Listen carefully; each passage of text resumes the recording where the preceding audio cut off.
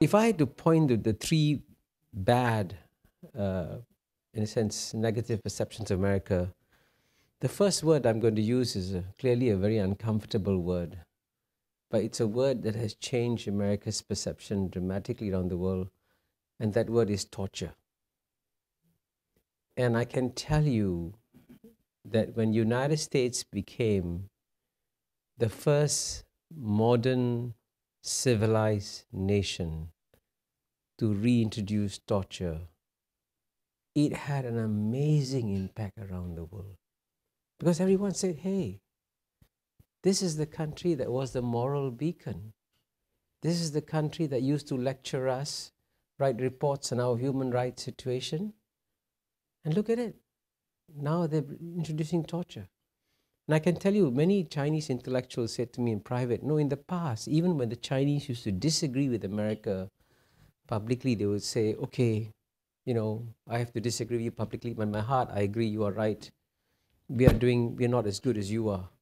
But they said, after you brought into Guantanamo and torture, they said, excuse me, we are no different now. Don't lecture us anymore. And I can tell you that the reason I emphasize is that every year still, the State Department produces human rights reports on the rest of the world, which used to be taken very seriously. But now everyone says, hey, please do a human rights report on America first, and judge yourself and then judge us. And that has made a dramatic impact in terms of perceptions of America. The second negative area is what I call the perceived American antipathy to the Islamic world. And you know, as you saw quite recently, right, some little film appeared in YouTube. None of us would have seen it or heard of it. And guess what? There are incredible demonstrations taking place. And when a little unknown spark can create these fires leading to, unfortunately, the sad murder of an American ambassador, it shows that there are poisonous gases out there. Because if there were no poisonous gases, a spark wouldn't trigger off so much. And here, I really think the United States should work very, very hard at trying to address how it is perceived in the Islamic world. Because it is not healthy, this growing sense of antipathy towards you. And the third negative is what I call the ignorance of the impact of American power. Because America still is the number one superpower of the world.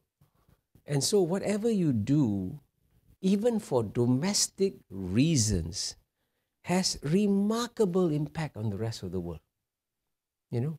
So whether it's your subsidies, right? If you have corn subsidies and you convert corn to ethanol, it leads to hunger in other places.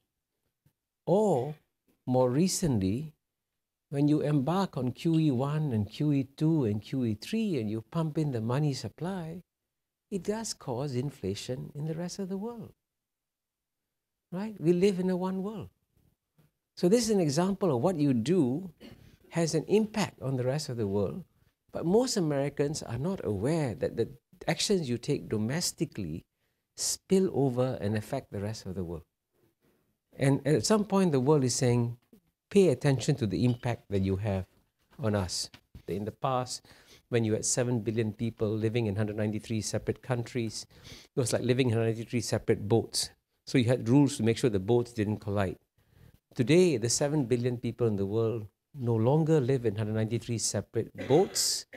They live in 193 separate cabins on the same boat, but with no captain or crew to take care of the boat as a whole. You have captains and crews taking care of each cabin.